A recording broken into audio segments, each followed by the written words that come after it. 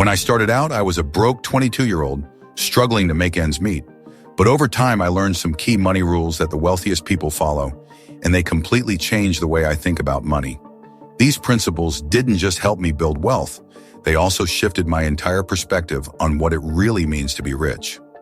Today, I want to share with you these 15 powerful money rules that help me go from broke to a multimillionaire. These rules can transform how you handle your finances and might even help you create the wealth and lifestyle you've always dreamed of. These rules aren't just about getting rich. They're about creating long-term financial freedom and learning how to think differently about money and wealth. Don't forget to comment, "I'm ready to change my life," if you're committed to your financial journey. Your path to wealth begins now, and I'm here to support you every step of the way. Let's get started. Rule 1. Prioritize investments. Here's a thought that may be hard to accept. People who struggle financially usually work hard to earn money so they can buy things. People in the middle class often make money to take out loans and buy things. Meanwhile, wealthy people focus on investing in assets that generate income. You might be very close to an opportunity that could earn you enough money to cover your expenses. But instead of using that money wisely, you may end up spending it on things that lose value over time. Then you continue working just to maintain your lifestyle. Instead of focusing on buying things, you should ask yourself, what skill can I develop that will directly increase my ability to earn more money? This could mean working on getting a promotion at your job or learning something new that opens doors to a better paying job. Alternatively, it could involve starting a side business with a skill that can make you as much money as your current job. The key is to focus on improving your abilities and finding ways to invest in things that will increase your income. Rule 2. Know your risk return. There's a saying that goes, when someone with money meets someone with experience, the one with experience ends up with the money, and the one with money ends up with the experience. I've found this to be true in my own life. Many people, especially those close to us, can easily influence us into making decisions. If they seem excited about an opportunity, we might feel the pressure to jump in because we don't want to miss out. The problem is, if you're investing in something outside your area of expertise, you're taking a big risk.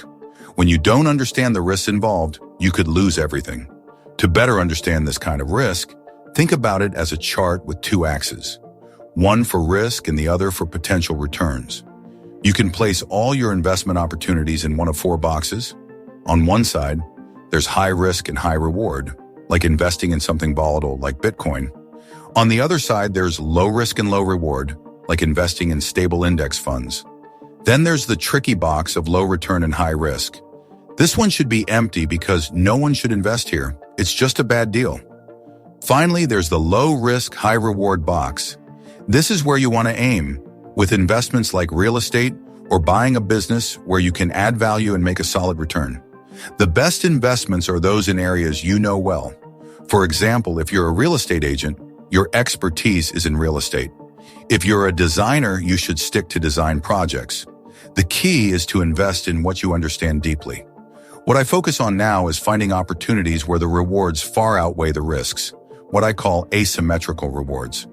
This means I invest in businesses or properties where I know there's a good chance of making money, and the risk is manageable because it's in a field I understand well. I make sure the downside is fixed, meaning I'm not risking all my personal wealth. I then work to improve these opportunities, adding value and increasing their worth. This approach leads to great outcomes, where both the investment and I grow together. Rule 3. Have a nest egg. Here's where many people go wrong. When unexpected situations arise, they can quickly drain their resources. I once had a friend who owned a business that got shut down during the global event in 2020. Unfortunately, he hadn't saved any money to cover his expenses. He only needed about 3 months' worth of operating costs to survive. But since he didn't have that backup, he had to shut down his business. This is a common issue for many people. They don't have enough savings for emergencies, so when something goes wrong, they end up selling things at a loss just to get by. This often leads to a downward spiral where things keep getting worse. That's why it's so important to have a financial safety net. My rule is to always keep at least 6 months' worth of living expenses saved in a savings account that's easy to access.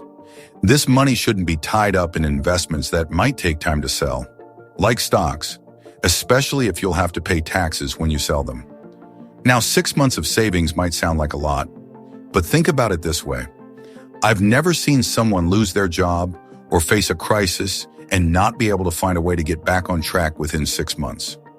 Having that cushion allows you time to breathe and reset without making hasty decisions or having to sell things at a loss. It gives you the space to recover and get back to where you want to be financially. For me, this financial cushion is a huge advantage. It means I can stay calm during tough times. While others might panic, I can focus, think clearly, and make better decisions without being driven by fear. It lets you act from a place of confidence and abundance, not desperation. This brings us to number 4, which is don't be over-leveraged. I learned an important lesson in my early 20s about the dangers of using debt for things that aren't essential. I wanted to buy new furniture, so I went to a store and found a comfy, deep-seated couch. When I asked about the price, the salesperson told me I could finance it with no interest for the first 2 years and then pay it off after that. It sounded like a good deal. Free money. So I agreed to the offer without fully understanding the details. I filled out the paperwork and got approved for the loan. However, over time, I realized I wasn't paying attention to all the fine print. By the time I finished paying off the furniture, I had actually spent a lot more than I originally planned. It ended up taking me 4 years to pay it off. This experience was a wake-up call. Many of us make similar mistakes when it comes to consumer debt, whether it's for things like furniture, cars, or even homes. We take on loans without fully understanding the long-term consequences, which can create serious financial problems down the line. You need to understand how money works.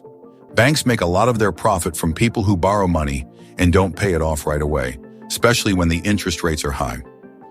Here's something surprising. 47% of people carry credit card debt month after month with an average interest rate of 22%. If you're borrowing money to buy things you can't afford, you're just pushing back your ability to build real wealth. If you can't afford something right now, the better option is to find a way to earn more money rather than borrowing to cover the cost. Rule 5. Act your wage. The key to building wealth isn't about earning a high salary. It's about how you manage and spend the money you make. Many people mistakenly believe that a big income is the secret to wealth, but the reality is that a significant portion of millionaires actually earned less than $100,000 a year. What set them apart was their ability to invest wisely and manage their finances effectively. At a young age, a big financial mistake made me realize the importance of understanding money management. After completing a project and receiving a large payment, I decided to treat a family member to an extravagant trip. We stayed at luxurious hotels, dined at expensive restaurants, and I covered all the costs thinking I had plenty of money to spend. However, when the trip ended, I was reminded that not all of that money was mine to spend. A large portion of it was for taxes, which I had overlooked. This experience led to the realization that I needed to separate personal expenses from business finances. So I set up a proper payroll system, living off the income I received personally while saving the rest for investments. From that moment, I adopted a few important financial practices. First, I automated my finances, ensuring that money automatically went to different accounts for saving, investing, and spending without me needing to track it manually. This approach allowed me to focus on growing my wealth without stressing over every transaction. Secondly, I made it a point to live on as little as possible. Even though I could afford a lavish lifestyle, I chose not to spend excessively, knowing that wealth is built over time, not through instant gratification. Lastly, I understood that saving alone wouldn't create wealth. Instead, I focused on investing my money in opportunities that would help it grow, rather than simply putting it aside without a plan. Rule 6, the 10% rule. I currently live on 10% or less of my income, which might sound extreme to some people. While this might not be realistic for everyone, especially if you're earning a lower salary, it's a goal to work towards. You don't have to start there. It's just a target to aim for. For now, you might begin by saving 40%, 60%, or even 80% of your income. And as you grow your financial situation, you can gradually work towards saving even more. The idea is to save as much as possible, ideally up to 90%, and invest it in things that will generate more income. You are your biggest asset, and investing in yourself should be your top priority. The two main ways to build wealth are by investing in yourself and putting your money into things that will keep generating income over time. While it may seem unusual, one of the best investments you can make is in building a life that you are proud of. Too many people focus on spending as little as possible, trying to scrape by with the smallest budget, but often when they do have extra money, they don't put it to work in ways that help them grow financially. Instead, the focus should be on living frugally, building up savings, and then deciding how to reinvest that money into opportunities that will generate long-term returns. This is where prioritizing investments becomes crucial. By the way, if you're finding this video helpful and want more content like this, comment more below. Let's keep going. Rule 7. Invest in your skill set. When I was in my early 20s, I was struggling financially and feeling desperate for a change. I decided to invest in a business coach, even though I barely had enough money to afford him. I had only 2 months of savings and the coaching required an annual commitment. But I thought if the coach is good enough, the things I'll learn will help me earn enough to continue paying for it after those first couple of months. In the first year of working with my coach, I made almost $1 million from my business. This was a huge turning point for me because before that, I never considered spending money on myself. I couldn't even bring myself to buy books, thinking I didn't deserve it or that it would be a waste of money. I had doubts about whether I would even learn anything valuable. Looking back now, I've invested around $1.7 million in coaches, seminars, and learning. If I had simply put that money into a stock market index like the S&P 500, I would have made some money, but nothing compared to the returns I've seen from the knowledge and skills I gained. The value of that knowledge has multiplied many times over. This is what many people don't understand. If you don't invest in your skills and become more valuable in the market, you'll always be dependent on other people to decide your income. Most jobs only give small raises each year, around 3% to 5%, which isn't enough to keep up with a growing lifestyle, especially if you're constantly comparing yourself to others, seeing their fancy cars, big houses, or lavish vacations.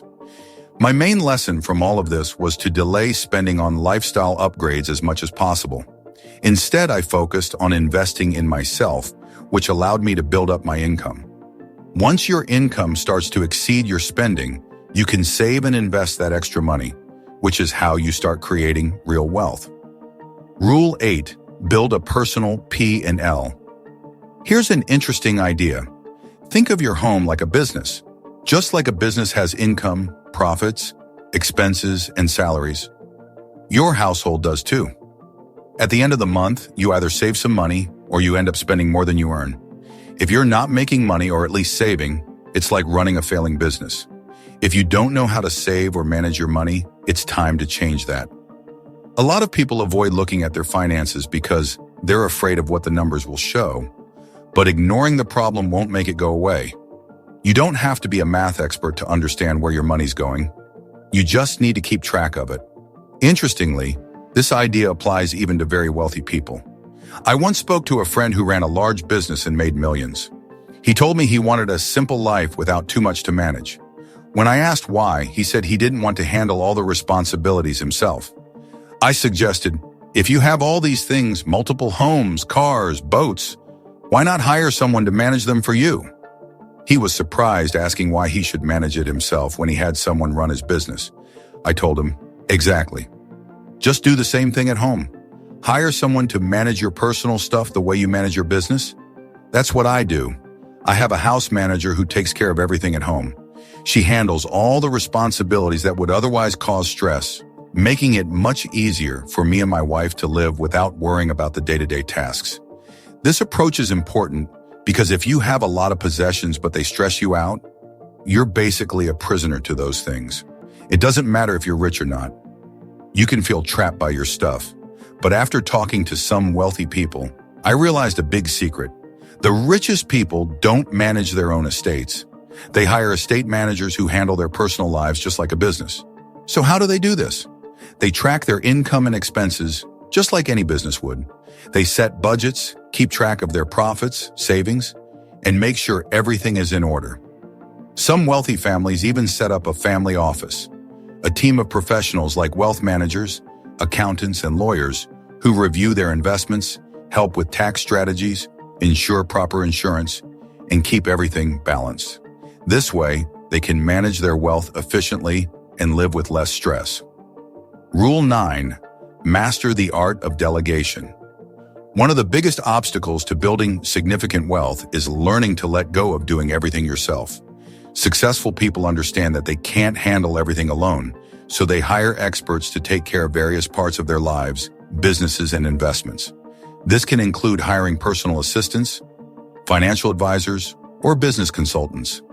When you delegate tasks that you're not skilled at, it allows you to focus on activities that bring the most value and help grow your wealth. At first, I was reluctant to hire people because I worried about the cost.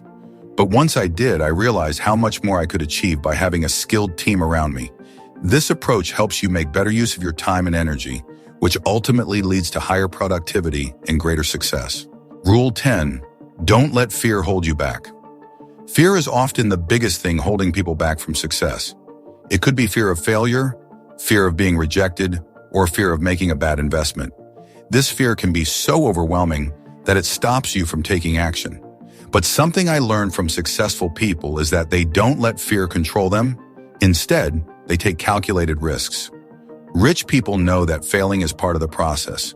They see each failure as a chance to learn and improve. They aren't afraid of failing. They're afraid of missing out on opportunities. If you want to build wealth, you have to be willing to step out of your comfort zone and take risks. This doesn't mean being reckless, but it does mean making smart choices and being ready to adjust when things don't go as planned. Rule 11. Money is a tool, not the goal. The real goal in life isn't just to make a lot of money. It's to use that money as a tool to grow, create, and help others. There are people who, despite having money, are poor in other important areas, like relationships, opportunities, or personal growth. They may have a lot of cash, but they lack fulfillment and purpose. For 2 years, I didn't make progress. I wasn't learning, growing, or trying to create anything meaningful. Having money doesn't matter if you're not becoming a better version of yourself through the process. Building wealth isn't just about accumulating money, it's about improving yourself along the way. Think of money as a battery. If you don't put it to work, it's just sitting there, not helping anyone. If you only focus on yourself without using your resources to help others, it can get lonely.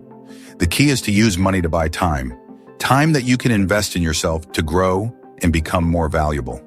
With that growth, you can make even more money, buy even more time, and work on things that truly excite you. If you focus on personal growth, things in life will feel easier. Eventually, you'll reach a point where, no matter what challenges you face, you can still find happiness. But that requires effort. You have to actively work on getting better every day. Rule 12. Surround yourself with the right people. The people you spend time with can greatly influence your success. Successful people understand how important this is, so they carefully choose who they surround themselves with. They pick people who encourage them to think bigger, question their beliefs, and support their dreams. This isn't only about work connections. It also includes personal relationships. If you want to grow, it's important to be around people who inspire and motivate you and who hold you accountable. The right group of people can help you recognize opportunities you might have missed and prevent you from repeating mistakes they've already learned from. Rule 13. Master time management. Time is the most valuable resource, and the wealthy treat it as such. You can always make more money, but you can never get back lost time. Wealthy individuals understand the power of time management. They don't waste time on tasks that don't add value to their lives or businesses. A critical part of managing time effectively is understanding the difference between being busy and being productive. Wealthy people prioritize high-value activities that move the needle forward, delegating or eliminating low-value tasks. They protect their time fiercely, scheduling it around their most important goals, and avoid distractions that do not align with their mission. Rule 14. Build multiple streams of income. One of the most effective ways to create financial freedom is to diversify your income. Wealthy people understand the power of multiple income streams. They don't rely on just one source, such as their salary or one business.